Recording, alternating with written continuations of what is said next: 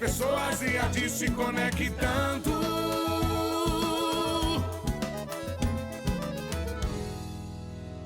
Estamos no podcast do Festival FENACE, na edição 2025, que mais uma vez acontece aqui no Centro de Eventos do Estado do Ceará.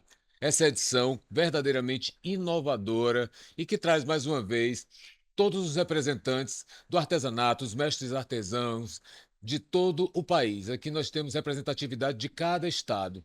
E como o artesanato é verdadeiramente um assunto rico, grande, eu não poderia dizer polêmico, mas assim, muito vasto. Eu ainda não me apresentei. Eu sou Jackson Braga, um dos diretores do grupo Acontece de Comunicação. Aqui represento a revista Acontece e o grupo também traz o Acontece na TV, que está em parceria com a FENACE. Pois bem, a convidada de agora é Daniela Vasconcelos, ela que é representante, uma das diretoras, coordenadora, perdão, Daniele, do PAB Nacional. E eu gostaria de apresentá-la, na verdade, Daniela, tudo bem? Eu gostaria que você se apresentasse agora e falasse aqui para a gente o que é o PAB, o que o PAB representa e qual a importância de ter o PAB, que é uma instituição nacional e que representa o artesanato de uma forma global, aqui nesta Mostra FENACE. Jackson, tudo bem? Tudo Eu sou ótimo. Daniela Vasconcelos, eu estou como coordenadora geral, cuidando da parte de acesso a mercado e promoção do Programa do Artesanato Brasileiro, PAB. Né? O PAB, como você falou, é uma instituição federal, é um programa que desenvolve as políticas públicas através do governo federal Perfeito. para o artesanato brasileiro, para o artesão.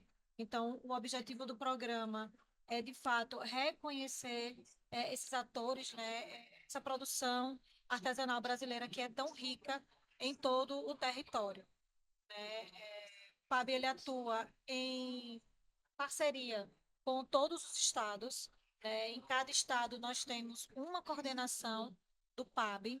Essas coordenações, através do programa, emitem a Carteira Nacional do Artesão. A Carteira Nacional do Artesão é reconhecida através de lei como um documento que reconhece a atividade artesanal como profissão. Então, o artesão, ele com a Carteira Nacional do Artesão em mãos, ele é reconhecido como um profissional artesão. Então o PAB ele é responsável pela regularização da profissão do artesão. Exatamente isso. Perfeito. Exatamente isso. Ele regulariza a profissão do artesão. E aí, como ação e como iniciativa, o PAB, além de outras atividades, participa de feiras nacionais, né, a exemplo da FENACE, para que os artesãos de todo o país tenham acesso ao mercado, tenham acesso a um público consumidor qualificado, para poder entender o que de fato é o artesanato brasileiro, como esse artesanato ele se comporta em cada região do país, em cada estado, através da sua identidade cultural, através da sua representação, através de comunidades indígenas, quilombolas, africanas, ribeirinhas, né? E um valor agregado que é o mais importante, né? A gente fala de regularização, então, assim, eu entendo que existe a emissão de documentos, ele se cadastra. Como é que é feita esta regularização? Emissão da Carteira Nacional do Artesão, ela é feita através de atendimento da equipe técnica da coordenação estadual. Aqui no Ceará, por exemplo, ela funciona dentro da Secretaria de Proteção Social, né, através do SPS. programa do artesanato cearense, que é a SEARTE. Então, a SEARTE ela tem um lugar onde o PAB atua, né, e aí o artesão ele é atendido, ele faz um teste de habilidade para comprovar que ele desenvolve aquela técnica artesanal, que ele quem produz, ele é o autor daquela produção. Interessante, quer dizer então que ele não chega com documentos especialmente, né? Não fotos, registros ou nada. Se tem ali uma prova Uma mesmo. prova É mesmo. tipo um exame de proficiência. Exatamente. E aí, esse exame de proficiência, ele segue a base conceitual do artesanato brasileiro, né? Como eu falei, o PAB é uma política pública de nível federal, né? Ano que vem completa 30 anos o programa, Que maravilha. e aí ele é regulamentado através de um decreto e uma portaria. Essa portaria tem a base conceitual do artesanato brasileiro, onde define o que é matéria-prima, técnica, tipologia considerada artesanal e as técnicas artesanais que são reconhecidas para fim de cadastro e emissão da carteira nacional. Daniela, quando a gente fala de profissão, muitas vezes a gente tem uma regulamentação também de remuneração, não é? O que seria piso salarial, o que seria piso remuneratório, até mesmo o teto, que eu acho que o teto, o céu é o limite. Mas existe esse tipo de política aplicada ali também, a fiscalização de se alguém realmente está sendo, vamos dizer, sofrendo uma exploração diferenciada pelo seu trabalho, está sendo menosprezado, pelo menos na apreciação é, fática Não daquela existe, pessoa. existe um teto, até porque, Não o teto, mas o piso, sim. na verdade, assim, a gente, no ato da inscrição para emissão da carteira, a gente tem um formulário onde faz uma entrevista, uma espécie de censo mesmo, para entender. Então, esse sistema que a gente utiliza, a gente tira como base dele dados que fazem com que a gente desenvolva as ações de política pública. Entre eles tem o quanto aquela pessoa gera como renda mensal através de artesanato e através de outras atividades, se ela tiver outras atividades. Por muitas vezes o artesão, ele não só tem renda gerada através da produção artesanal, às vezes ele tem uma produção sazonal, às vezes ele tem uma produção que, se for um artesão vinculado, por exemplo, à agricultura familiar, e que usa matéria-prima oriunda dessa agricultura familiar. Ele depende dessa matéria-prima estar disponível para ele, para poder ele produzir. Entendo. Então, tem muitas variantes. O que a gente tem na verdade, a possibilidade do artesão ele ter um lugar dentro desse lugar, dentro desse espaço de remuneração como autônomo, né? E aí a renda dele pode ser muito variada, né? Mas a maioria dentro do sistema fala que tem entre dois, três salários, dois salários mínimos como mínimo assim mesmo de Não, mas esse é remuneração. porque não seria bem a numeração, o que definiria em números o que é que seria aquela remuneração, não é? Mas apenas como tendo como base, assim, de se ver o que é que poderia ser produzido ou não. Até porque a gente fala de artesão, o artesão, na verdade, ele é um artista. Ele pode também ter outras profissões, como várias Sim. pessoas têm, não é? A pessoa, ela é médica e professora, ela é advogada e médica. Ela é artesã e médica Sim. também. Ela é dentista. E aí nós temos sempre essa variabilidade. E todas elas se encontram e também tem esta regularização através do PAB. Não, a gente Isso não quando eu teve. falo no critério daquela profissão separada, não o global. Não, a gente pergunta na entrevista se a atividade artesanal é a principal atividade deles Tem que que ser a gera renda. principal para Não, poder não ser tem que ser. inscrita? Não tem que ser. Na verdade, a carteira do artesão, ela identifica aquela pessoa que tem a destreza de executar uma técnica artesanal, desenvolvendo produtos com identidade cultural. Na carteira vai, inclusive, no verso da carteira, qual é a matéria-prima, qual é a técnica que aquela pessoa desenvolve. É como se fosse uma identidade artesanal mesmo. Entendi. Entendeu? E aí fica a critério dele, ele definir. A gente pergunta na entrevista qual é a capacidade de produção dele, a gente pergunta se a atividade artesanal é a principal fonte de renda, se é secundária, justamente porque, como você bem falou agora há pouco, necessariamente não é a atividade principal. Porém, muitos mestres, principalmente, muitos artistas populares vivem exclusivamente, a sua fonte de renda é exclusivamente da atividade artesanal. Eles são verdadeiros artistas, né? Aqui a gente tem exemplo, o Expedito Celeiro, que ele faz uma produção totalmente autoral.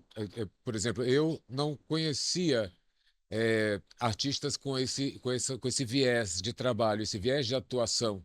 E ele fez com que o Ceará tivesse reconhecimento, eu não diria nacional, mas até mesmo internacional, porque expõe em diversos outros países e também exporta para esses outros países.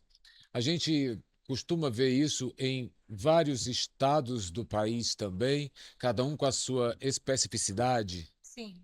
Acho que o Expedito Celeiro é um ótimo exemplo de como a atividade artesanal ela transforma a comunidade, né? Ele começou ali fazendo como mestre-celeiro, trabalhando com couro, né? Isso foi ganhando notoriedade, foi chamando a atenção de arquitetos, de designers. Hoje ele tem parcerias com muitos outros atores, né? E hoje ele tem a família toda envolvida nessa produção, que gera renda exclusivamente da produção artesanal. Então, assim, é um ótimo exemplo. A gente tem exemplos como Expedito Celeiro em vários estados do país. O Nordeste é um grande celeiro de talentos, né?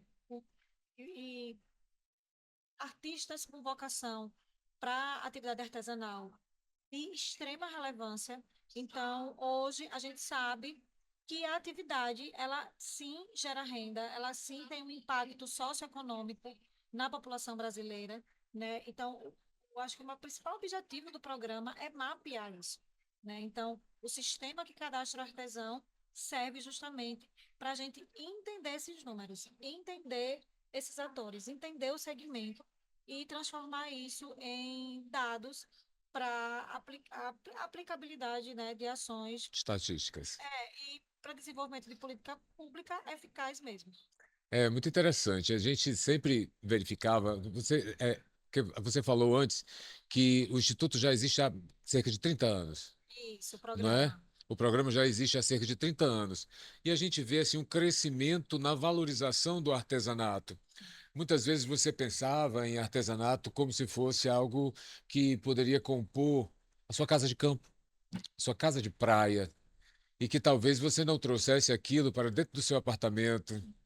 E hoje você já vê o artesanato, eu não diria tão somente ligado a determinados projetos de alto padrão. Muitas vezes eles são a base desses altos projetos, Sim. esses projetos de alto padrão, não é? Essa valorização, você verifica esse crescimento de um curto prazo de tempo para cá ou ao longo desses 30 anos, uma vez que você conhece a instituição e o programa também já sabe desses números.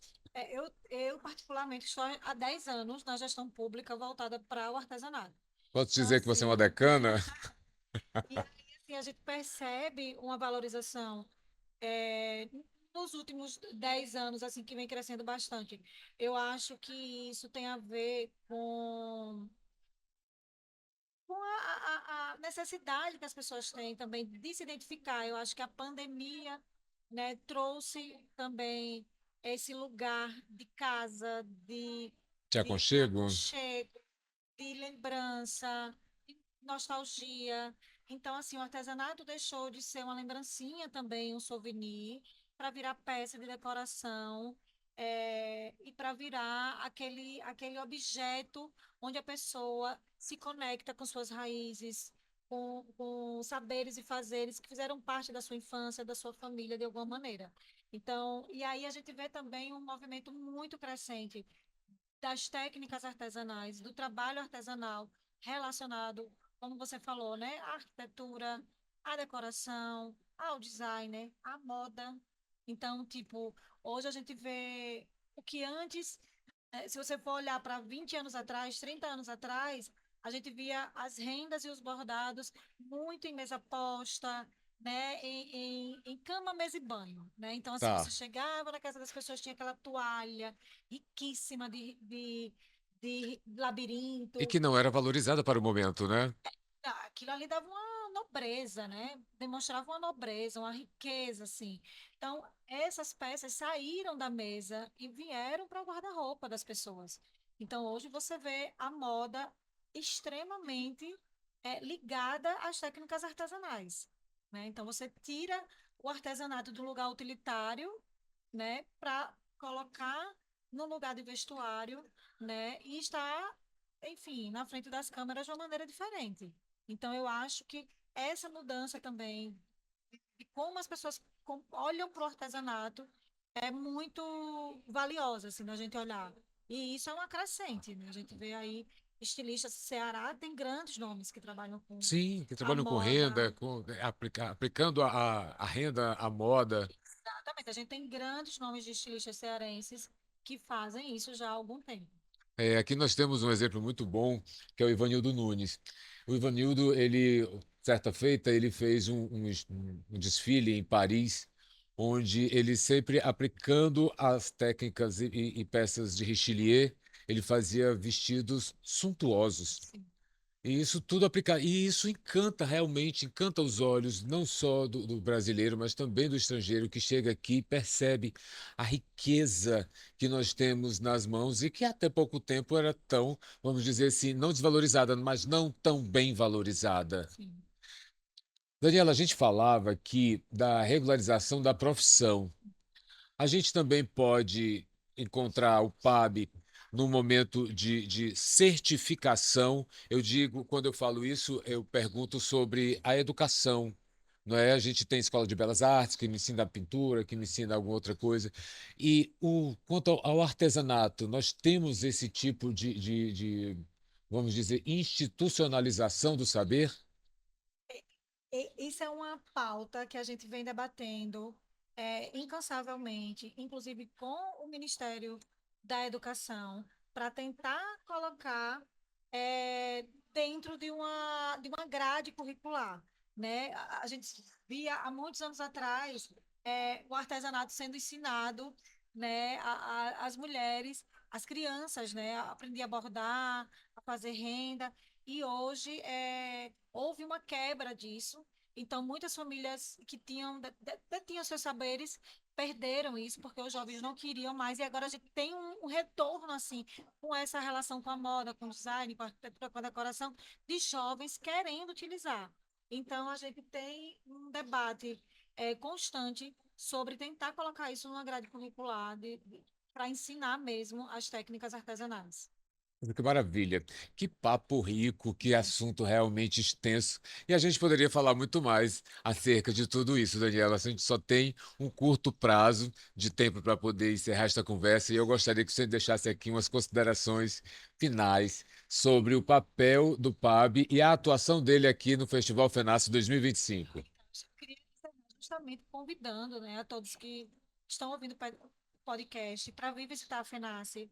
A FENACE é uma grande vitrine do artesanato cearense, principalmente, e brasileiro. Nós estamos aqui com a presença na área do PAB de 22 estados que cuidadosamente selecionaram artesãos para representarem as suas tradições, a sua identidade cultural. Então, venham visitar a FENACE, venham conhecer de perto o artesanato brasileiro, venham entender como que esse artesanato se comporta em cada região do país.